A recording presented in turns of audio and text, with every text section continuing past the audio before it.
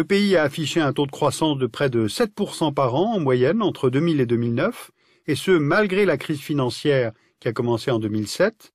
Et avec ce modèle économique que je viens de vous décrire, l'Inde est devenue la 4e puissance économique mondiale en parité de pouvoir d'achat, derrière les États-Unis, la Chine, le Japon. Alors tout ça est très bien, sauf que l'Inde est toujours dans une position de grand écart. Si on analyse de près une carte du produit intérieur brut par habitant à l'intérieur des États et des territoires qui composent la Fédération indienne, on repère tout d'abord que la richesse se concentre au sud.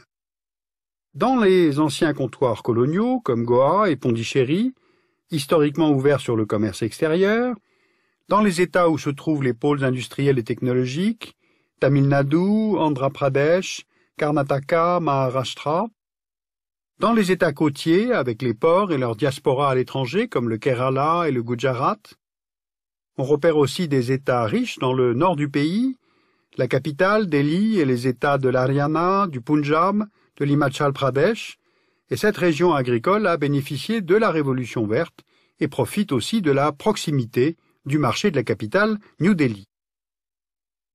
Ensuite, on voit que c'est dans le nord-est que se concentrent les États les plus pauvres, Bihar, Madhya Pradesh, Rajasthan, Uttar Pradesh. Ce sont les États dits Bimaru, qui est un acronyme qui en hindi signifie malade. Ces États, très ruraux, concentrent environ la moitié des personnes les plus pauvres du pays, et l'écart entre le nord et le sud en termes de PIB par habitant est visible aussi par l'IDH, c'est-à-dire l'indice de développement humain. On voit là les deux extrêmes, le Kerala avec un IDH élevé et le Bihar avec un IDH faible.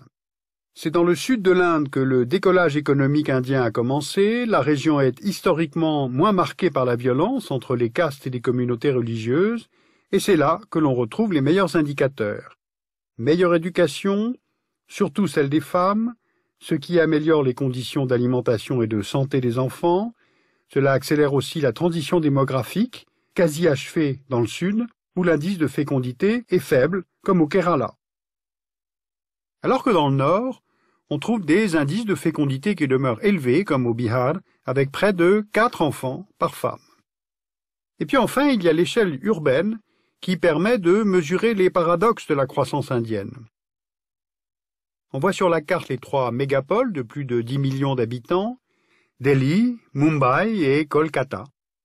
Voici aussi les autres grandes villes du pays. Et maintenant, voici la carte des slums, c'est-à-dire des bidonvilles.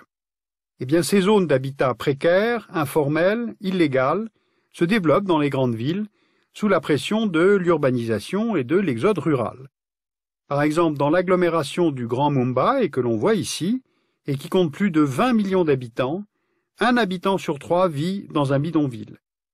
La capitale économique et financière de l'Inde détient ainsi le record du plus grand bidonville d'Asie, Dharavi, qui accueille entre 500 000 et 1 million d'habitants sur les zones marécageuses de la ville.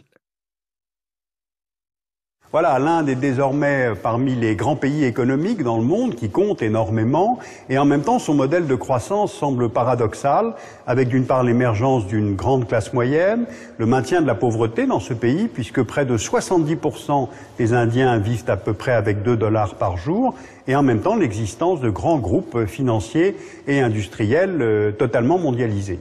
Alors dans un prochain numéro, je vous parlerai justement de la politique extérieure de l'Inde et qui est une politique tout à fait mondialisée.